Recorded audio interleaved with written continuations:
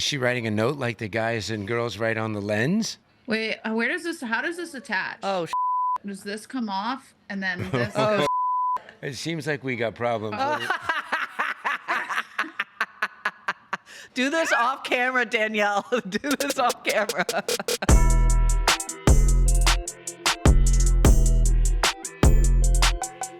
What up, BG? Brad Gilbert here, and welcome to another episode of Big T Podcast. Last week, we were in Melbourne, Australia, and look who's back from Melbourne, my co-host, Coco Vandeweghe, and joining us via Zoom, do we have the Danimal, Danielle Collins. I'm getting the privilege of working at home this week. So, yeah. Thanks, TC, for taking care of me.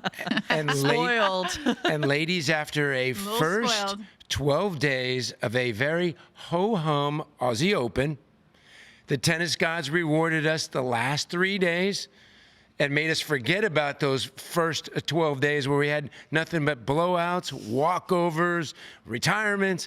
What are your first impressions, and a lot to unpack from this Aussie Open? We're talking about winners because that's all we really want to talk about. We can lead in for the 2 weeks and all that nonsense, but Rybakina taking the women's title and Carlos, you'll have to fill me in more on the Carlos because I was flying. I just got in the other morning, so anything I say can and will be held against me because of jet lag. But I watched the Rybakina match live. I sat courtside for that one, and there was no ball that was not harmed during that match. They just both hit such a huge ball. And also the serving. I had never seen throughout that whole tournament Rybakina serve as cleanly as she did when it came to that final. She was lights out. But what was surprising to me, BG and Danimal, I've played both of those women. And what surprised me was that Sabalenka couldn't get a beat on the out wide serves at all. Rybakina on the ad side goes out wide religiously when she needs a point. And the same for the deuce. That was just such a pattern in play that she couldn't catch up with. So that was what floored me completely. Yeah, like Coco said, I think the out wide serves really helped Rybakina out as much as it could. And I think, Sabalenka clearly had a hard time reading those tosses that Rybakina kept putting on the top of her head. And she was not reading that play at all. It became kind of consistent strategy from Rybakina. And, she just didn't have the answers on Rybakina's serve. Interesting with Rybakina, who's now 10-0 in her last 10 matches versus top 10 players. Not sure I've heard a good player like her have her name mispronounced so many times. Rybakina, the umpire calls her something. I just say cleanly Rybakina. But that's the one last name you can get right. Maybe, but everybody puts. But I tell you, both of those ladies, they have the best serve plus one. And they're committed to offense. And when those two play, you're not going to get any 10 to 20 ball rallies. I mean, you're looking at a lot of 5 shots or less, and whoever gets in the first cut, because neither one really wants to get on defense. And the thing that now kind of surprises me about Sabalenka, over the last 16 majors, she has been by far the best player for the first 11, 12 days.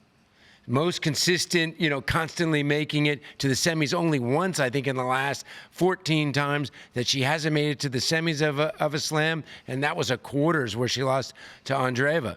But somehow she doesn't seem to play her best tennis, and/or she's lost some leads now where she could have, instead of having, 4 majors, she might have 7 or 8. I think she should have that many, but that kind of brings up another topic that the tournament director, Craig Tiley, brought in women 3 out of 5 from the quarters on. I've said that before when that came to the equal prize money conversation of why are the women getting paid the same as the men, which is a totally different topic. I think the quarters on, it should be 3 out of 5. Do you think who won the Australian Open would have changed if it would have been 3 out of 5, BG? Well, kudos, because you know what I'm sick of? It's a pet peeve of mine. How many times they're saying, get rid of men's best of 5. Let's go to best of 3.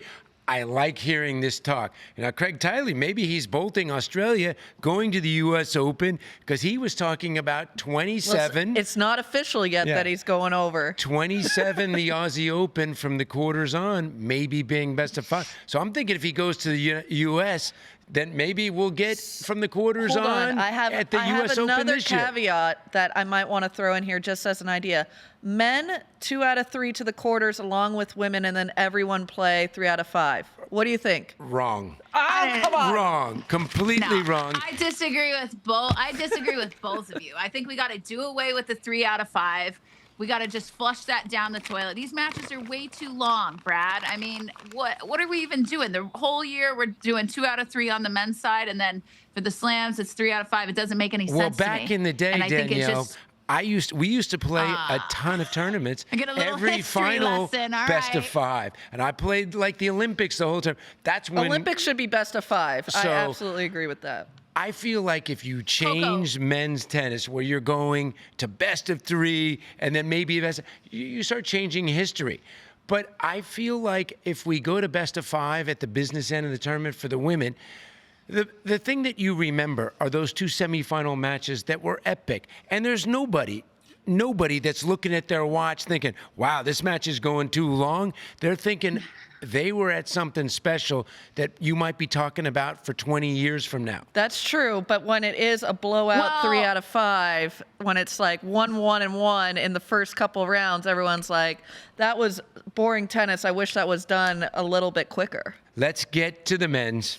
I felt like for, the men, we didn't have one 5-set match the whole tournament, since early last year on Laver, and didn't have maybe the best match up until, the men's semis was the Lerner Tien, Zverev, 7-6 in the fourth quarter. But Djokovic match, especially after he gets a walkover in the round of 16, which I think hurt him a lot. And then the Musetti match, he gets the crazy, retirement down 2 sets. Exactly what happened to Sinner at the Wimbledon when Dimitrov did that, which led to him winning. So I was thinking, geez, are we going to have 2 of the last 3 slams? A guy's down 2-0, gets a walkover and wins the title.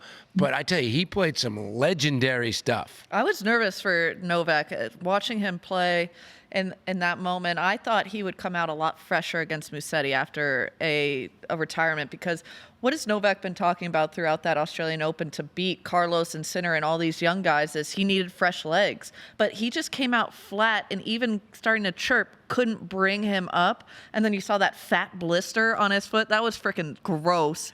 And you know when you're sliding on the He court. had that at Wimbledon. I know, it's crazy. But that's from the lack of tennis, obviously, that he's getting a blister on his foot. That's usually something that happens in the preseason if it does happen at all. I used to lose my calluses on my hand. It would fall off at some point during off season, and then it would have to regrow back. And blisters are no fun at anywhere as a tennis player. Well, he did say, Danielle, that he was on the plane, he was back home, but somehow he re-landed that plane. House money. And I felt like watching this match, it reminded me a lot the way Djokovic was playing, because his normal play is he can wait. He can kind of pull back. I thought he was playing Pete Sampras-like, the way he was serving, leaving space to the forehand and uncorking these massive running forehands. And maybe he, had lost the last 5, maybe playing a little defensive, and he was like, I'm going out on my front foot and I'm playing uber aggressive. But I also felt like Sinner was the better player and didn't win. 2 out of 18 on break points, 0 out of 8 in the 5th set, and his kryptonite, 6-11 in his career and 5-setters. And how about this? 0-9 in his career in matches that go 3 hours and 50 minutes long. I couldn't believe that stat when I heard it. What do you think of that one, DC? 0-9. I mean, I don't even know. I mean, I wish I had that stat on. Well, we might career, have to but find out what your unfortunately- 5-set record is soon, DC. So get ready. Oh, Jesus Christ! I'm gonna be so mad if we end up playing 3 out of 5. If anybody listens to this podcast and they say, you know what, that podcast really influenced us to go and make the decision for the women to play 3 out of 5, I'm gonna be like, you guys. Be careful what you say. I mean, we're going to see some broken rackets out of DC if we're going to go to 3 out of 5. And I'm a fan. Man, it's going to be. I'm a fan of breaking a racket. That's for sure. And I want to talk a little bit about the other Coco Gauff getting caught breaking the racket. Do you think it's more of a privacy issue, or do you care not one iota that Coco was spotted breaking a racket? Okay, a few things on that. I think it's a huge privacy issue. Okay. It's a huge privacy issue. I mean, first of all, we got to have some area that we can go to after a match and be able to kind of go through our thoughts, go through our different emotions, and not feel like we're being watched every second of the day. I don't see any other sports right now having the access that tennis has to the behind the scenes like we have. And I just think it's so unfair to the players not being able to step off the court and being able to have their time to themselves and their own privacy, you know? And I'm sure there's been other players. I mean, we've seen it with Sabalenka before, and I'm sure there's been many other players that after a match have come off the court and taken one of their rackets or a few of them and broken them. And yeah, exactly. You know, and I've done it too. So, right. Like, I'm glad that none of that was televised for my own mental health. You know, listen, I can't imagine being in that position and being under a microscope like that. I totally get if you break it on the court, you break it in the hall, you break it somewhere that's totally visible. But Coco went behind the wall to where she was gathering herself away from her team. I felt like it was, you know, okay, tennis players are getting a little sensitive, but we're not in a casino where you have the eye on you at all times. She went behind the wall to break it, to get it out. I thought Serena made a pretty funny comment, and she said, I can teach her how to properly break the racket in one swat, because it took her about 10 times. Yeah, that was poor. You know what? You know who I worked with in 22 for the movie Challengers was Zendaya, and she told me, oh, I can break it in one. And she was doing the same thing Coco was doing. You got to get it on the side, and you got to get it up top, because if you got to be able to break it in one. It shouldn't take you 10. But you know who I was way more annoyed with? I mean, it's straight red card for the tournament, because you know, obviously what we saw with the Coco, but this was way worse. How is somebody allowed in the press room with an accreditation, literally each American player coming in to, you know, the press room, especially after a couple times after them losing, and they're asking them ice questions and Donald Trump questions? I'm sorry. This is a tennis tournament. Take that person's pass away. That's much worse to me than, you know, showing the player breaking a racket. And or if they do, you like to think that there's a little bit of grace period time. Ask the player if that's okay to do that. Yeah, a tough 2 out of 3 for women, because that's my only experience, or 3 out of 5. That's not a question I want to be answering. I certainly wouldn't feel comfortable answering a question like that. One, because I'm not a politician. I'm not educated enough to be able to answer that properly and have all the knowledge and resources I need. But I agree with you. There's enough knuckleheads out there in the press room. I mean, I can name a couple that I wouldn't have a one-on-one interview, because they're untrustworthy. They take your quotes and wrap them into something else. And the access that some of these press people get, like that write these articles, and you know who they are, and they're in the dining rooms with the players and overhearing you have conversations in that regard. It's a complete farce that you're having both accesses to the press room and to the players' privacy in the dining room, and able to have both conversations with them. Is completely a joke to me, and they should have credentials revoked, absolutely. And the players should have a say in whose credentials get revoked. Okay, now let's spin it back to the star of the tournament. Me? No. Carlos Alcaraz. At 22 years old, pretty amazing. On his 5th attempt, he wins his first Aussie Open at 22, which Federer did as well as Rafa. And this is even crazier.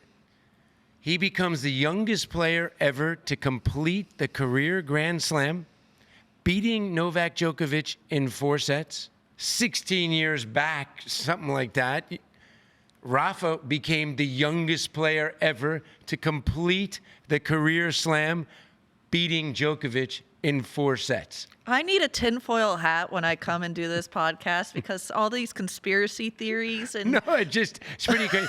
But you know what I was most impressed about, ladies, is the genius of Alcaraz. He was up 2 sets. He was hurting in that match. And then, he was cramping. He was saying the adductor. But he did one of the great jobs of managing himself, keeping himself afloat in that 5th set. Because 3-1, 4-2 down to Zverev in that 5th, you're thinking he'd get double break down. So he put the pressure on Zverev to serve it out, and he blinked. And you knew Zverev was going to blink. But you freaking knew it. But it was an inevitable. unbelievable effort. Just watch it. And for me, I'm up. Sleep is overrated.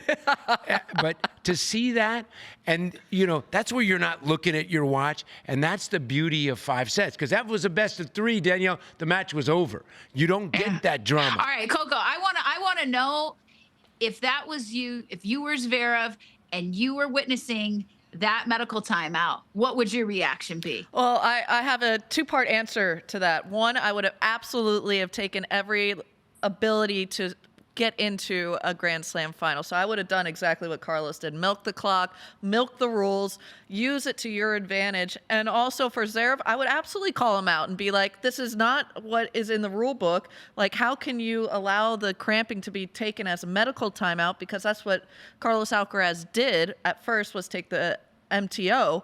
And that you can't take for cramps. That's in the rule book. And I went over the rule book because somebody was reading it. So you would have went to full me. Karen. You would have just went full Karen on it. I would have absolutely lost my gosh darn mind. But they allow players to get treatment on the changeover. Treatment, but you can't get a medical timeout and then treatment for cramps. You can get the treatment. You can't get the medical timeout. But it's a lousy rule. It's a totally lousy rule. Both, Danielle is still active. We're former players. When the tour trainer comes out on the court, he's paid by the tours. If all of a sudden Carlos says it's my abductor or it's my knee or whatever, he's not going to say, oh, he's lying, he's got cramps. Hold on. I've had that happen in a match that I've played in. It wasn't at me. It was against my opponent. And she was lying about some sort of injury, and the physio refused to treat her. So it has happened on Who was it? Oh, it was Who was it? Let me guess. Rodianova. Give me 3 tries. I already told you I blew it.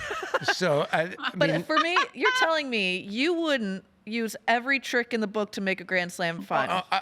Listen, I'm totally fine with what both did. Yes. I feel like the trainer is in a terrible spot. And then full props to Carlos. After that physical battle, the abductor was no issue. Down a set, just like Rafa did after winning that unbelievable 5-setter when you were a little kid, of beating Verdasco, then coming back beating Fed in 5. What a great response after losing that first set. So the star for me of the tournament was Carlos Alcaraz, and just his infectious, how he brings the crowd in and how you want to root for him. The crowd won it for him. I was sitting there. Awesome. It was unbelievable. And for me, I think we know Carlos Alcaraz is a star, but we got to do American men and women wrap up. I think that's something that we got to talk about coming Australian Open to close this chapter. We had 2 women that made it really deep in the draw, Anisimova and Pegula. How did you guys think that the American showing was? I'm going to ask this to you, Danielle. The first time that I've noticed, this is the first time I've noticed from Anisimova. Last year, she was under the radar and had 2 great runs. You know what I noticed from this Aussie Open?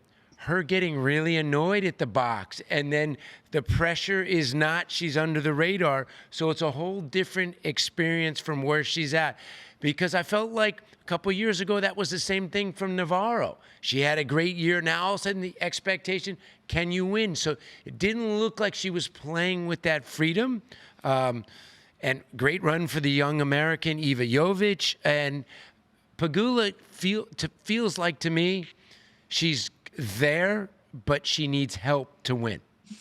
Yeah, I agree. I think Anisimova in a totally different position this year versus last year. I mean, last year she had a great year, made 2 finals of slams, but I don't think it's easy to recover after you've lost in 2 finals. I don't, even though she was able to rebound after what happened at Wimbledon and her loss there and have a great showing at US Open. I do think it's incredibly difficult to recover from losing in a Grand Slam. I mean, I know the feeling, right? And I know how hard that can be to sit with it, especially when you have opportunities. But I think for her now, it's all about trying to not just match the level that she had last year, it's taking that next step.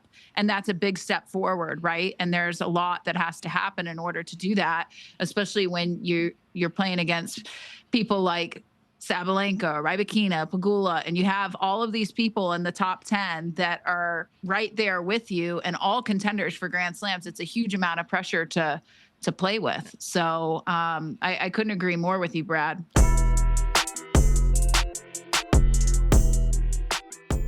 All right, everybody. We have a new special guest sitting on Danielle Collins' lap. Do you see who's that? This is Mr. Q, my little baby. He wanted to say hello to everyone. He's a star. He can't not have his time. But we also have another guest coming in, Jeff Chisever, our great producer here. He also is a host on T2, and he's going to bring us through game time. Jeff, a little early for U.S. Open, though.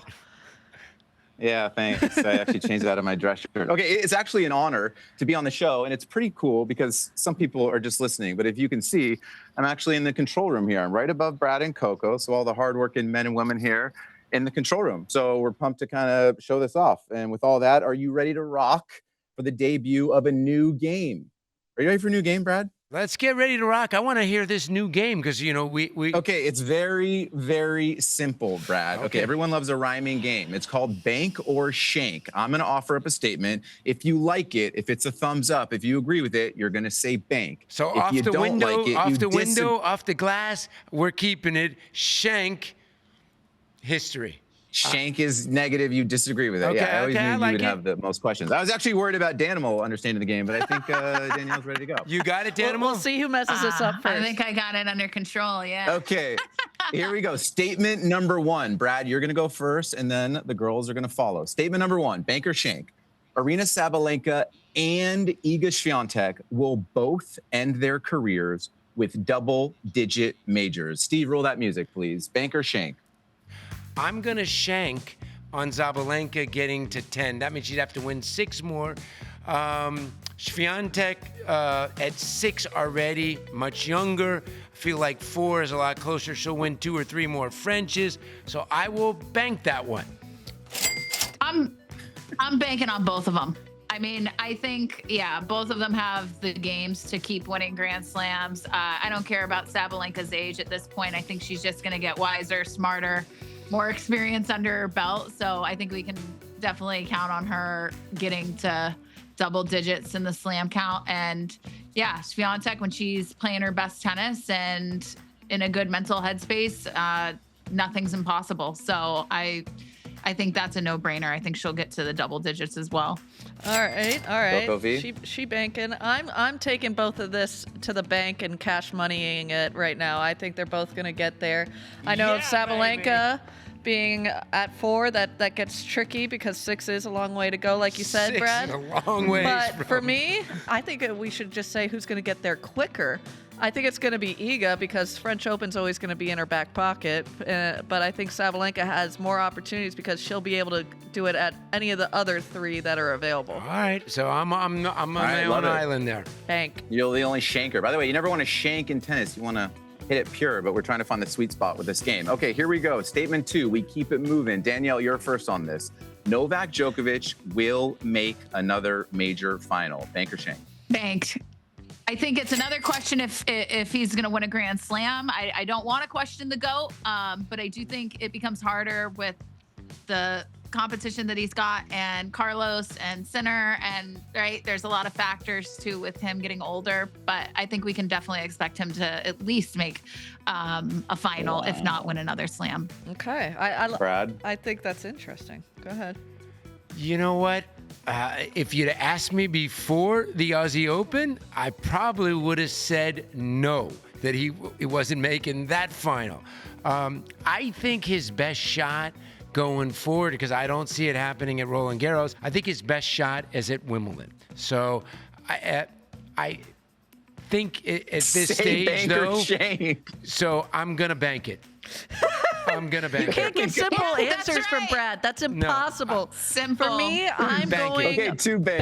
bank. I'm going bank, take it to the bank. I think I bet against Djokovic, come Aussie like BG did, but I want to see coming into the Olympic year. He always jumps everything up come Olympic year. He's going to make another final. He's got to. Wow, 3 banks. I do think that if Musetti didn't get hurt and he lost in straight sets, I think I would have had some shankers here and all banks. Yes. Okay, statement number 3.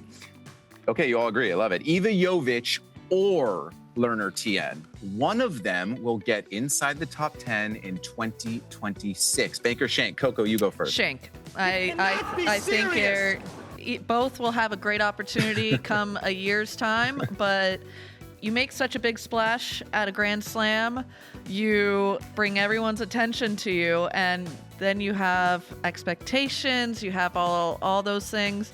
I think it's a shank, and I feel I don't want to say it. It will happen. It's just not this year. 2026, yeah. I tell you what, you've got your thinking cap on. These are good You're questions. making me. You're forcing me. I don't want to. And both of them thank you. are similar size. I mean, like Jovic is like on the smaller side for a woman. So is Tien. I feel like I'm gonna bank it. Well, I mean, just Can for you 1 pick? week. Who are you If you get in for 1 week, you're Yeah, banked. 1 week in 2026, yeah. Yeah, I'm gonna bank that. Are you going Jovic bank or Lerner bank? I probably, if I had to go to the betting window, would probably 5 go minutes. on Jovic. I would agree. Wow. Okay, DC, I would what do you agree with got? that. I can definitely understand Coco's perspective on this. I do think there's a lot of pressure that comes with after you've made a deep run in a slam and then a higher ranking and making those next steps. It might not happen this year, but I kind of want to bank on it. Okay, next topic. Let's go Brad first on this one. Elena Rybakina, her serve is top 2 in WTA history. Banker Shank. Do we know who's top 2 in history? Serena's, I mean, I have Serena's my one. one. I mean, like, Serena's one. for Serena's sure. 1 through 5. 1 through 5. Yeah. And actually, Rybakina's got a much better second serve than Venus, so I can't put Venus above Rybakina, but I'll say Shank. Ay, caramba. I would say she's certainly in the top 5. I don't know if she's top 2 yet. Yeah, Okay. and I say that. I think her serve is continuously improving. I think she's using it as a weapon. She's one of the, and I know from playing her, she's one of the toughest people to return against. So I certainly think she's in the top 5. Not sure about top 2. So Shank. To Shank. So the other ones that come into my mind, Kvitova had a pretty... Kvitova, I played. I don't think her serve was all that as good as Rybakina's, but she has the lefty factor.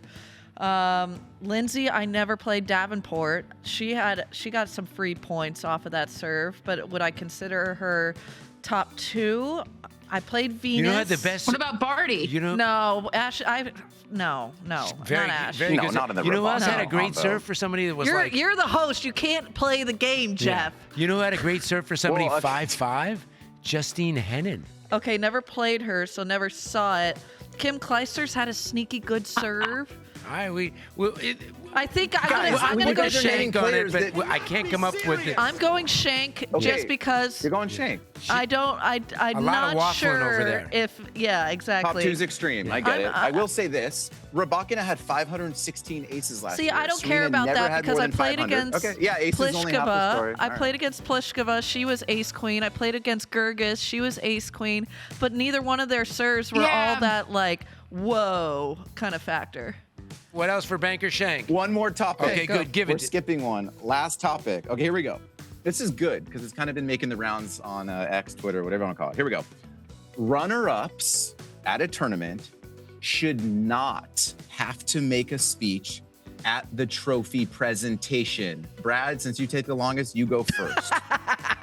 Are you freaking kidding me? Is that like a question? That's an immediate shank. That's like players saying they shouldn't have to go to the press conference after the match. I know it's painful, but that's what we've always done.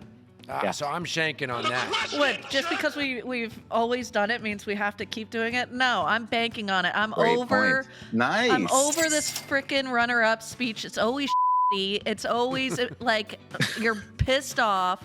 And what are we gonna hear? Another round of thank you sponsors, thank you my team. I wanna jump off Ball kids. like ball kids. Sorry, I wanna pack up my stuff and I can't wait to board my flight. There. What? Like that's so freaking useless. It's terrible. I think everybody's got to toughen up a little bit. I think all of us, we got to be able to sit through some of those crappy moments and be able to get through it and be able to say thank you to people even when it stings. And I'm not saying don't say yeah, I thank think it would be you. I'm just saying it's the winner's moment. Let them have the moment. You go do your press conference and say thank you to everyone. You know there. what? Well said. And you know who should be teaching a tutorial? Novak Djokovic, after he lost, was very gracious and great in the speech. You know, thanking. I'm seeing way too much in the ladies' matches where they're not looking at each other on the blow-by handshakes and not exactly giving a lot of love. Novak's had plenty of years of experience to get to that point. Let's not say that he was doing it every single time. Come on, BG. Okay. Yeah, well, last Brad, one, I it's a think little you'd be bonus. doing some blow-by handshakes with me if you had to play against me, huh? I think yeah. Okay, here we go. Last one. We got a video element for this one. Somehow, some way, the last time we did the show, we came up with BG's robust acting career, not only as a consultant, but also an actor. So I don't know how we did it. doctor. I'm coming out in the dink. I've got a part coming up, you know. What were you, Doctor? Another movie. Dr. Fine, no, but I'm coming out. Is this for you? But I've got a couple of parts in the dink, so you'll see me there. Okay. You're going to go banker shank on BG's acting role here. He's Dr. Feinberg in Red Oaks. We're going to roll it. Take a listen. Congratulations, Mr. Yeah. Sucks. You won by 28 votes. I'll take it. Thank you, Herb. Congratulations, Doug. You ran a hard race. Hey, and to you. Gotta run. I got a thing. I'm sure you do. Yeah. Banker shank. Coco, banker shank. You guys don't even know what that is. You know what that is? That's a pager from the 80s. I'm a doctor. Yeah. I'm being paged. Paging Dr. Feinberg. I'm giving this an absolute shake, BG. I'm sorry. You had 3 lines. I thought we were gonna hear like, you know, let's get a CT scan going or something. It's like I got a thing. What the? Throw me a freaking bone here. Well, I'm banking on it. No, I don't want Brad to totally hate us and leave our girl gang. I think we got a good thing going, so I'm banking it. And honestly, you're kind of giving me Robert De Niro vibes and Meet the Fockers. Like you kind of remind me of I agree. the with the outfit and everything, and just like your overall demeanor. Were you like studying his character a little bit? I don't know what I expected, but it wasn't that. I thought he'd have a lab coat on, or like blood from an I was running, operation. you know what? Like, glove me up, bro. I don't know what I was And just to clarify, Dr. Feinberg was a plastic surgeon. Yeah, you know what? I was running for the club president there, and I lost on a rigged vote to Paul Reiser. I wonder why. All right, that was really solid. Yeah, that was a good wardrobe, good execution. Here we go. Carry on.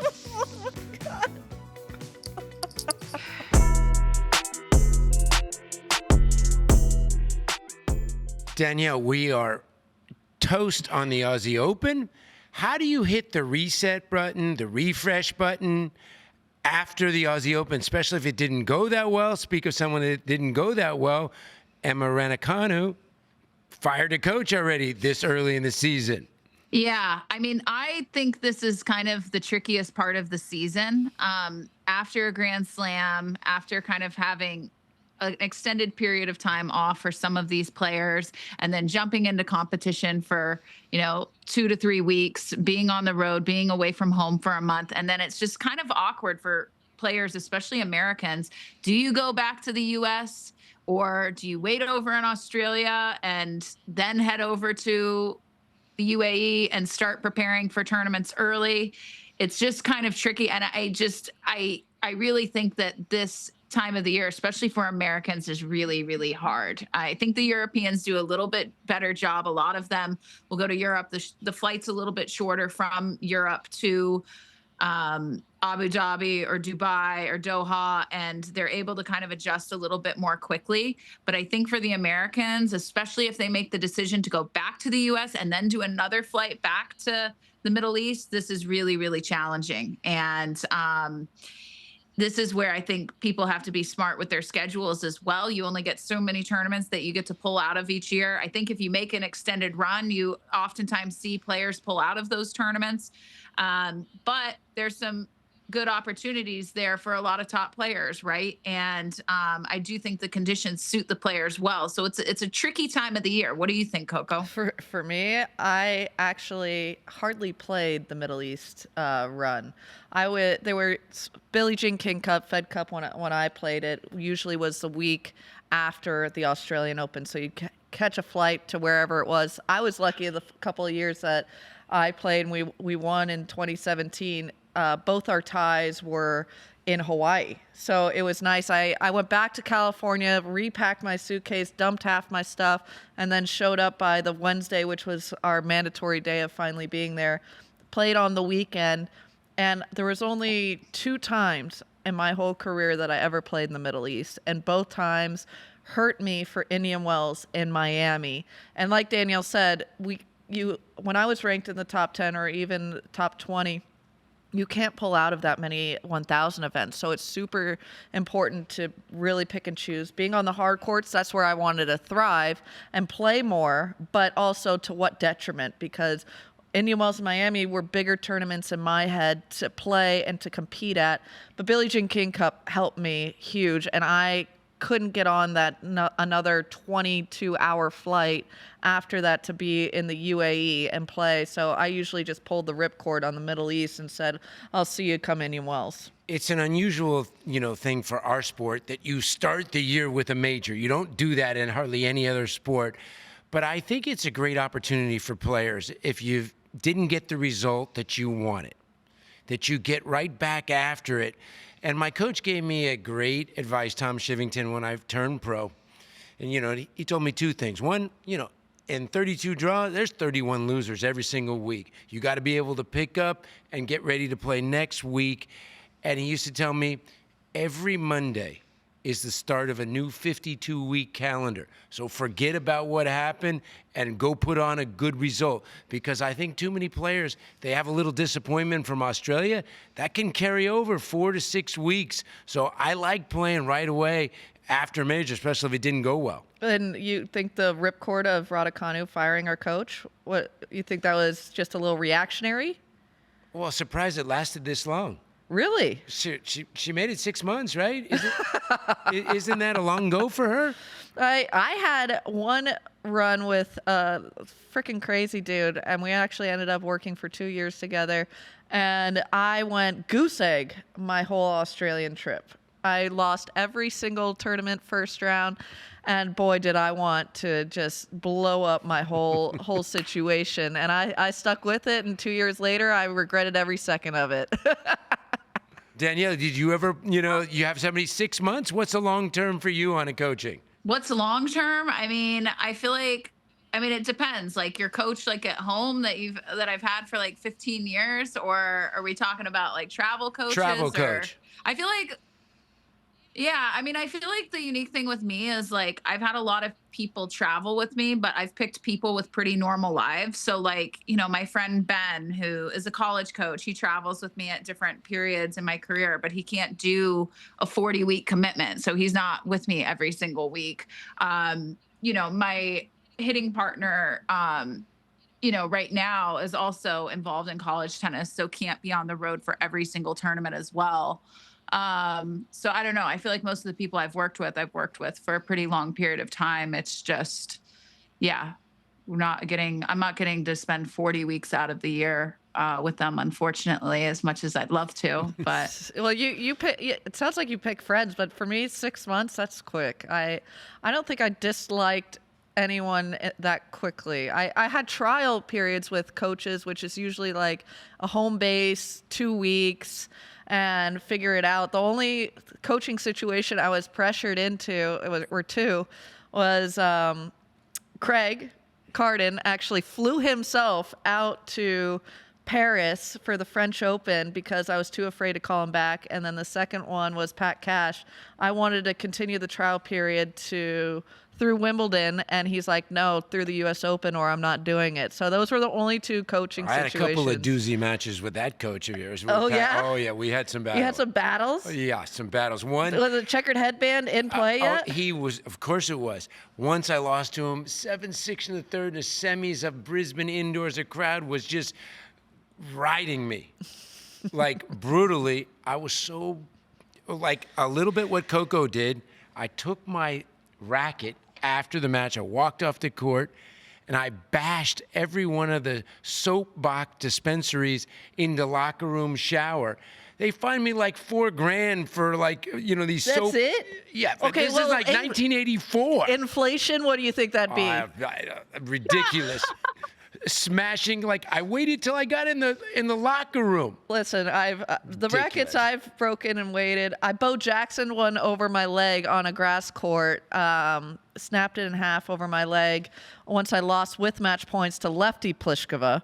And Did you get fined for they that? tried to, but I said I didn't damage the court and the match was done. And then Pam Whitecross said, yeah, you know what, you're right. And and I came in with my leg still bleeding from slicing it up with the fiberglass. And she's like, I think your leg is pain enough. And I was like, yeah, it's more pain than losing the money. But I had a lot of them. But I had the same coach, guys, my whole career. That's pretty good. My entire pro career, my junior college coach, Tom Shivington. You're a loyal man. Yeah, Look at that. he never You're lost the match. Monogamous. I blew it. You know, right? That's what we would call a monogamous, right, Yeah, Coco? and guess, I played over 800 ATP matches. Guess how many mid-match retirements I had? 0. Nil. So why? Listen, you go out there. That's why I can't believe guys pull out when they're up 2-0, or we let players who pull out then go play the next week. I'd like to think that, the fans are watching. There's always a shot, and there's no way that if I go out there, unless I really hurt myself, which I had done a few times, I played through it. I'm indifferent on the mid-match pullout. I'm more annoyed when they pull out of doubles when you make that commitment to play in doubles. Like, to me, that's so pathetic. Like, I don't care if you're playing with a double specialist or you're playing with like another singles player. You made the commitment at the start of the week. Honor your commitment and play through. Like, I don't care if I was in the quarters of a Grand Slam. I was still playing doubles if I was in it, or mixed. I usually played all 3 events just because I hated practice that much. All right. Well, you know what? I feel like I would pull out of singles before I pull out of doubles because I wouldn't want to let my partner down. You never let me down, DC.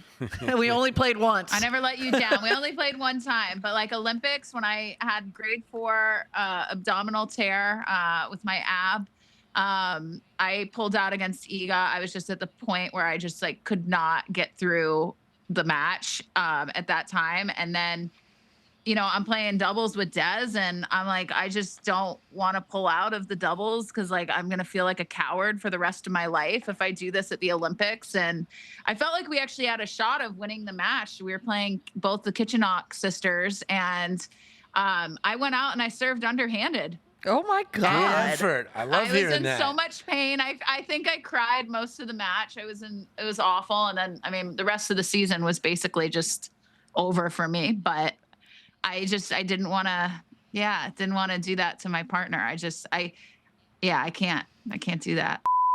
Well, look, if it doesn't end up working out with Rybakina's coach, I think we know who's first in line to coach Rybakina. I think it's Brad, right? I mean, the we're only really one singing this looking girl- for a you're really coach right pumping her now tires. is Raducanu, and I don't think Brad's touching that.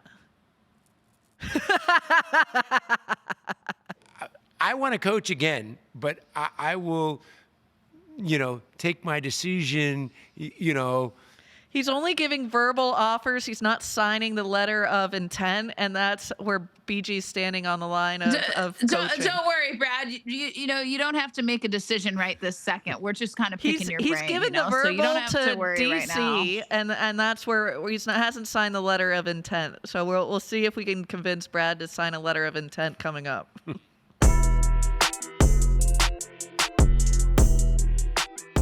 I just want to remind the listeners that there are 2 ways that you can hit us up with your questions. We have a nice little hotline number that you guys can leave us a message, but you can also email us, thebigt@tennischannel.com. So please send us more questions, and you can be as weird as you want to be. I mean, weird counts for something, right?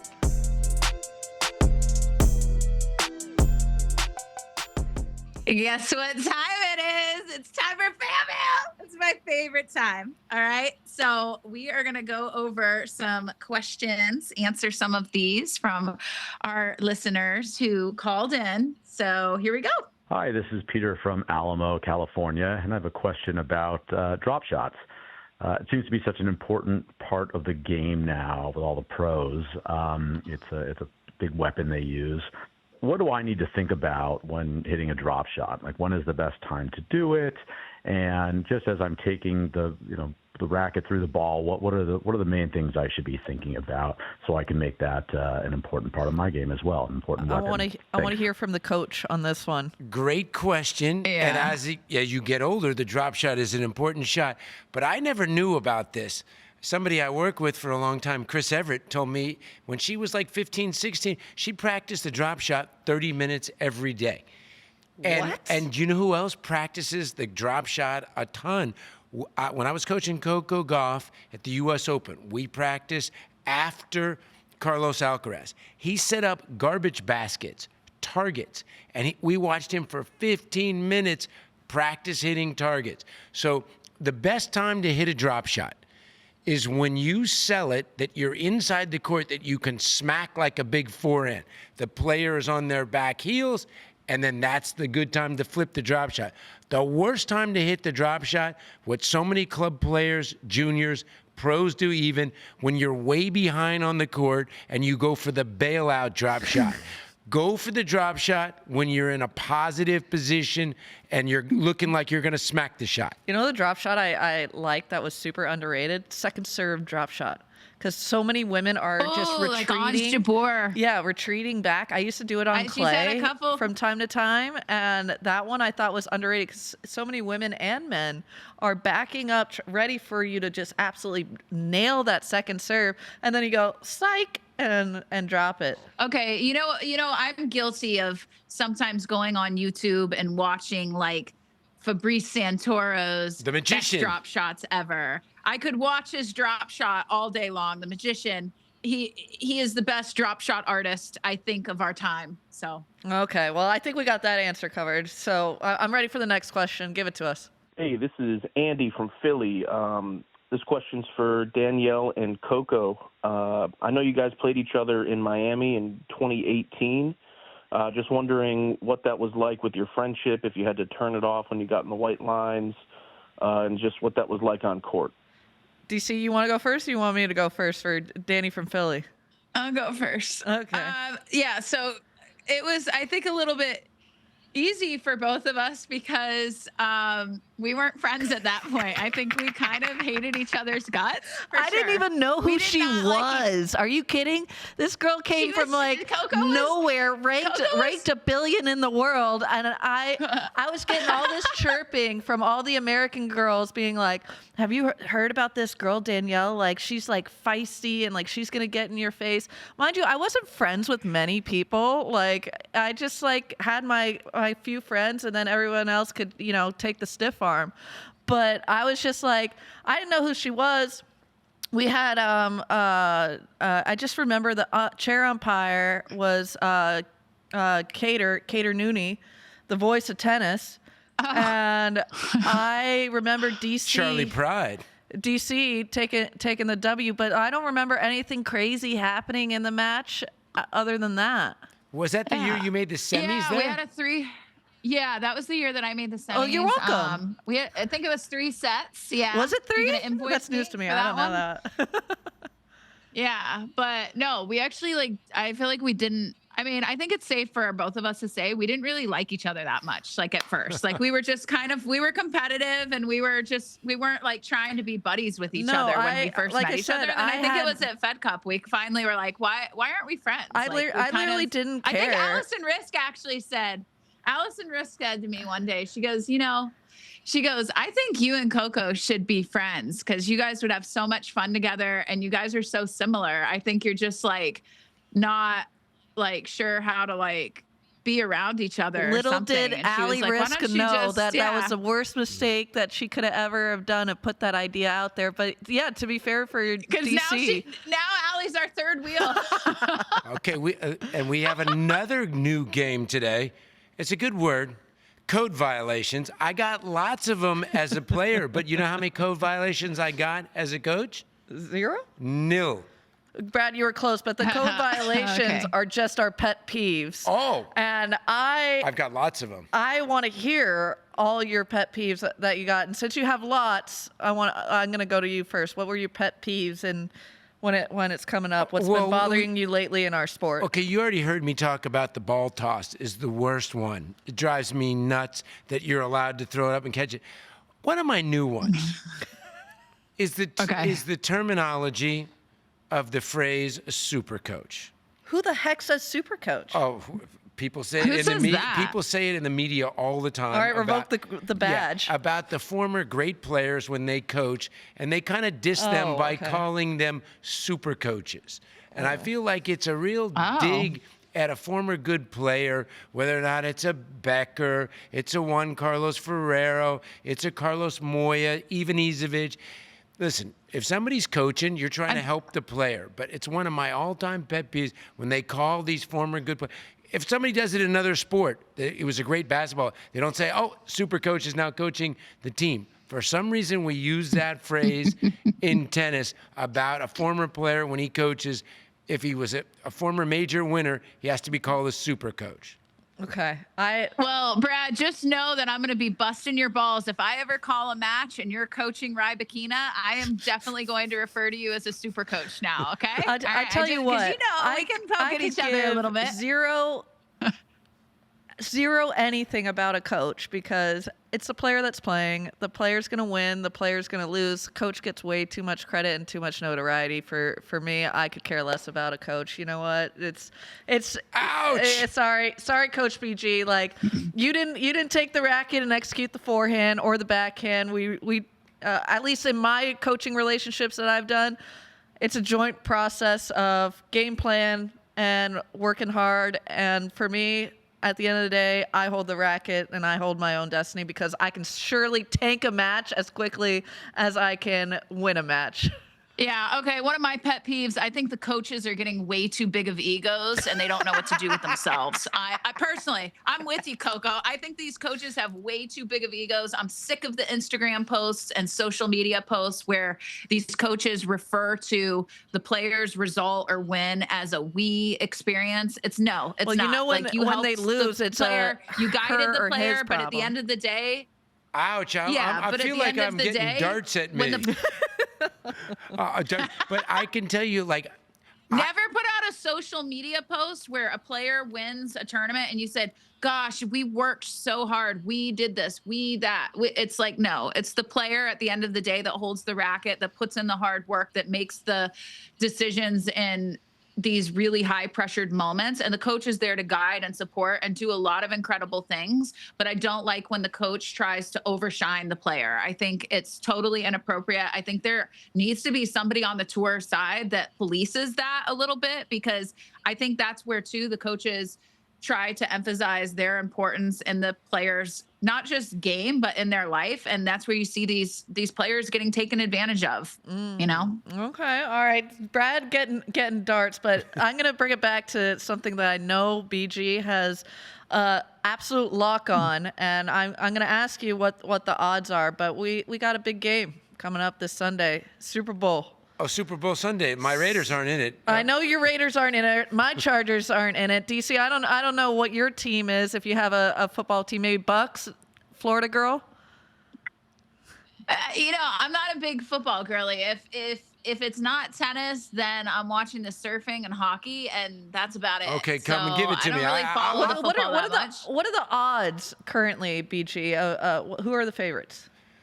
I would say, this is a very tight game. I have not looked. I'm guessing the Seahawks maybe. The Seahawks are favored by 5. Is what I'm being told. I was going to say 1.5, 2 points. But I think it's going to be a close game. I do. Give us a score. I hope it's a great game. 31-28, something. It's a good game to drink some beers, and it's a close, really fun game to watch. Are you taking Seahawks? Honest to goodness, I don't care. But the Patriots have not won enough, so wouldn't mind seeing the Hawks win. Okay, all right. And Coco, since you being a Chargers fan, they're not it. Who you got in this ball game? I think because I have seen the Pats dominate for so long, and I know it's a different team, different aura. Let's go Seahawks. Come on. I actually want to blow out. I want to blow out so I can not pay attention to the game and focus commercials and eat and drink, because I know what I do best, and it's certainly not commentating football. It's the eating and drinking part. It's funny is my girls root for the commercials. And Danielle, thanks again for joining us, our co-host. We really enjoyed it. And good luck with your training and getting ready. Thank you. Quincy's going to be in a commercial, so stay tuned, guys. Ooh. He's going to be in a pretty big commercial coming up. So do you get his royalties? Bank it. I do. Yeah, I bank it.